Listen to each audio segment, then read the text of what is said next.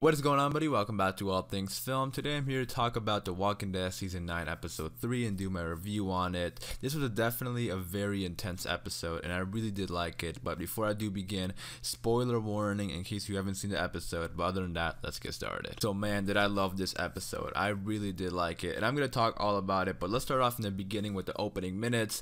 And in the opening minutes, we found out that Justin has turned into a walker, which was clear, but I didn't expect it to happen that fast. I thought they were going to show a little more of him getting killed, but that's alright. We found out that he's a walker, and it was really cool. And in that Rick, Judith, and Michonne moment, man, I love those scenes. Those are really, really beautiful, and just those family bonding moments are so nice. And we aren't going to get stuff like that much longer because we know Rick is going to be gone soon, so that makes it even more sad, but I did really like those scenes. And then the big thing was Rick and Michonne talking about possibly making another baby. And I like the way Rick said it. It was like, you know, we're building for the future and maybe in a different way.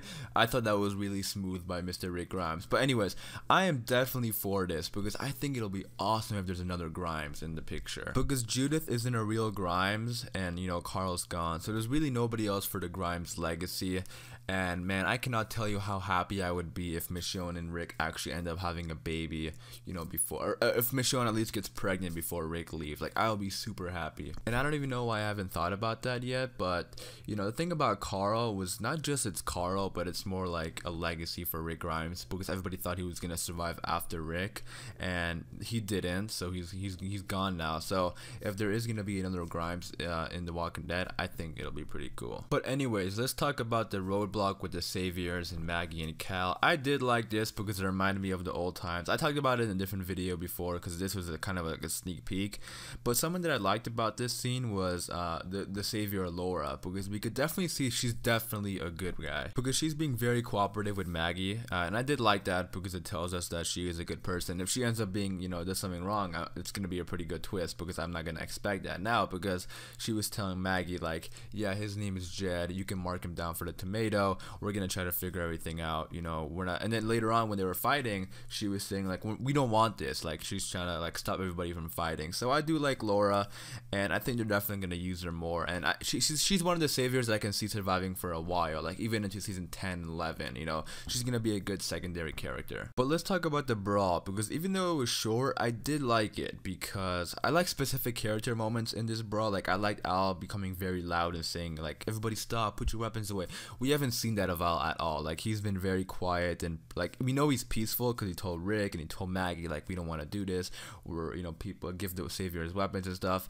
Like he's very quiet, but him becoming loud and you know, taking a demand, like I did like that of Al. Something I found a little weird though was that when that savior went to go pick up that axe during the brawl, and then a rat ran up to him and said, this is taking it too far. And then Daryl on the other side of the brawl, like he was a good 20 feet away, he said, no it's not. Like I have no clue how Daryl heard a rat. Like it's not a big deal or anything. I mean, it's actually a little funny though, because when I heard that I was like, okay, how the hell did Daryl hear that? It's not a big deal though, but overall I did like this brawl. And then, you know, Rick coming in to stop everybody from fighting, I also like that. And they're really slowly building up to Rick's demise, and we know that his, you know, his exit is gonna have something related to do with this drama between the saviors, and I think his exit is what's gonna change everybody's mindset, and then those who want to move forward are gonna move forward, and those who don't are most likely just gonna end up not being, you know, around when the second time jump happens. So that's what I'm thinking is gonna happen. But yeah, Rick's exit is definitely gonna, you know, change everybody's mindset. But we have 2 more episodes. AMC that confirmed that on their marketing, so pretty crazy news. But that's for a different video. Let's get back to talking about this episode. But let's talk about that Rick and Daryl moment, because I absolutely love this scene, and there's so many great writing moments in this episode and such great dialogue. And one line in particular from Rick that I absolutely loved was Rick saying that you didn't kill the person who left your brother on the rooftop to die. And he's right, because Rick left Merle on the rooftop, didn't really give a shit about him if he died or didn't die, and Daryl was pissed off about that. He was, but Daryl didn't kill Rick. He went back and, you know, worked with Rick to get him back, and he ended up liking Rick, and it shows that Daryl is a good person. You know, he just a little hot-headed. He sometimes does stuff without thinking, but for the most part, Daryl's a good person, and Rick sees that in him, and he knows he didn't kill the saviors. And yeah, let's move on and talk about who's killing the saviors, because the obvious answer was Daryl, but Man, I'm loving Daryl this season. I think Norman is doing a great job. Angela Kang, I know all summer long we've been hyping up her Daryl because she wrote a lot of Daryl episodes in the past, and you know, so far she's been executing. I think this season Daryl has been, I mean, definitely the best for the past 2 seasons. So I'm really liking Daryl so far. But these Rick and Daryl moments, man, I can never get too tired of them, and I want more and more and more. And it looks like next episode is gonna be a huge one, so can't wait for that. But yeah, somebody's out there killing the Saviors. We found that out from last episode. In this episode, it was revealed that it was the Oceanside women, which definitely makes sense. You know, they would be the clear answer. But let me tell you, this episode had some amazing mystery and some much needed mystery that The Walking Dead hasn't had in a while, which I was very happy about. And I was like really into it, and I was honestly at the edge of my seat, like, oh, commercials again, no. Like, I was really getting into it, and that's something The Walking Dead has been missing for the last few years, and I'm so happy this season has got that back, and I'm feeling it, man. But that moment when everybody was in the woods, like Maggie, Daryl, Carol, Rick, like everybody was in the woods, and like they saw that a rat went missing. Like, I love scenes like that. It's so cool, and I was like, holy shit, what's actually happening? And I was getting into it, man. So that's what The Walking Dead needs, and I'm so happy it got. But yeah, it was the Oceanside women that, you know, killed the Saviors. But let's talk about that whole rat scene, because man, that was intense. I mean, this scene was intense as hell, and I love this scene. Definitely the best scene in the entire episode. I mean, probably the best scene in the entire series or season so far, season 9. But yeah, this was epic, man, and I felt really bad for a rat, but in the same strength, like, me being a fan of all these characters, I understand where they're coming from, and the moment a rat said, I said no exceptions, I mean, that's good writing. Like, I love that scene, and she was like, no exceptions. The moment she said that, it clicked with me. I was like, holy shit, you're dead. The moment you said that, like, Negan said no exceptions to Glenn, Maggie's right there, you're dead, Maggie ain't saving your life anymore, sorry, a rat. Yeah, so the moment she said that, I was like, holy shit, but that's good writing. I love scenes like that, and you know, because obviously Maggie is gonna remember that that's what Negan said, because that was the final words she heard from Negan before, you know, he fucking killed Glenn. So yeah, that was definitely an intense scene. Like, I mean, I'm still thinking about that. I was like, wow. And I'm really happy they went back to just like kind of you know, talk about all these little plot points that were never really covered. Like, in all honesty, I never thought they would go back to talking about Oceanside and Simon and stuff like that. I didn't really think that was gonna happen, but I'm happy they did now, because it kind of completely closed the gaps in the story that fans might be thinking about, because some fans you know, might not completely understood that Simon went to go kill all the Oceanside women. But yeah, it was confirmed this episode. I mean, it was confirmed last season when Negan told Simon that you killed all the men in that other community. But yeah, I'm really happy they went back and finished these plot points, because they did a really good job with it too, which makes me happy. But man, this was a badass and intense scene that I really did love. I know I'm running on 8 minutes. This is a long review because there's a good amount of good stuff that happened in this episode, but I loved Jerry's line. And that's actually one of my favorite lines in the entire episode, when Jerry said, is it going to be a Gregory or Negan? When talking about what are we going to do to the person that's killing the Saviors? Are we going to do it like a Gregory style or Negan style? And I love that, because it's true. Like, Gregory and Negan are on the completely different sides of the spectrum. Like, they're both bad people, but one got their life taken away in a very brutal way. One is in jail for the rest of his life. So, supposedly in jail, you know, take that with a grain of salt.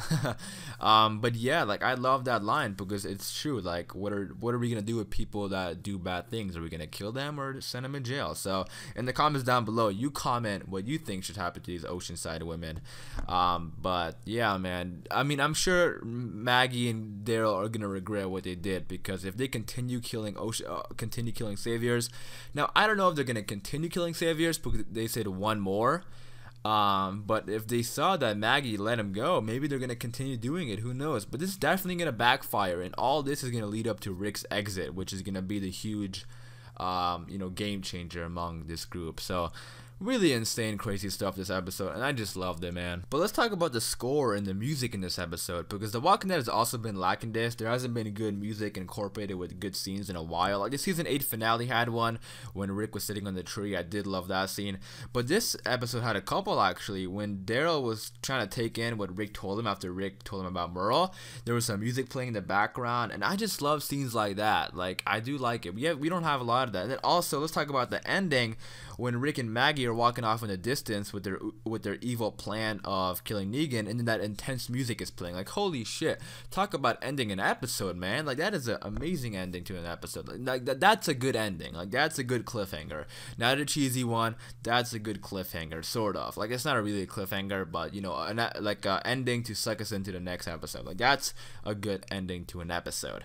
And the music was great. Like, I was like kind of shocked. Like, what the heck is going on? And I was really getting into it. And music helps a lot. And I really hope in the future they incorporate music more into The Walking Dead, like in the actual episode. So I did love that. But let's talk about the big thing in this episode with the helicopter, because that was freaking crazy. And yeah, we got our first big answer to the helicopter people, which is very exciting because it's been, you know, since season 7 they've been teasing us. So talk about, like, holy shit, talk about waiting a long time to find out what's going on with the story arc. But man, we finally did figure out a little bit, not too much. But I'm gonna talk more about this whole Jadis A and B thing in a different video, because this is a lot of stuff to take in, and this review is already running pretty long. But I see a lot of people saying that A is alive, B is bitten. I don't think that's the case, because she told Gabriel that I thought you were a B, and earlier she said that me and you should go live in this community and, you know, start a new life. So I think B is people who want to go to that community just to live there freely, and then A is like people that are getting sold to the community. Like Rick is an A because he was gonna get sold to the community. So I think that's what A and B is, but I'm gonna talk more about that in a different video. But I cannot wait to get more answers for this helicopter. But this episode had a shit ton of stuff in it, and hopefully I covered everything. Like I was writing down stuff while I watched the episode. I mean, oh yeah, one more thing, they finally used Scott. Like, holy shit, it's been so long since we've seen Scott, but they finally used him. So there, that was something I wrote down too. So hopefully I did cover everything, but if I didn't, don't worry. We got a week until the next episode, so we got a bunch of videos coming out, so stay tuned for those. I have my breakdowns coming out later today for the sneak peeks and also the episode 4 promo, so stay tuned for those. But if you are a fan of The Walking Dead, be sure to subscribe, because we got a lot of Walking Dead content coming out, because we are getting into this Walking Dead season. It is Walking Dead season prime. A lot of good stuff happening, a lot of good stuff coming, so can't wait for all of it. But I am going to wrap it up there. Hopefully you guys did enjoy this video. If you did, be sure to leave a like rating, and also be sure to leave your thoughts and reviews in the comments down below, and I'll definitely get back to you. So thanks for watching, guys. It's been All Things Film, and until next time, peace.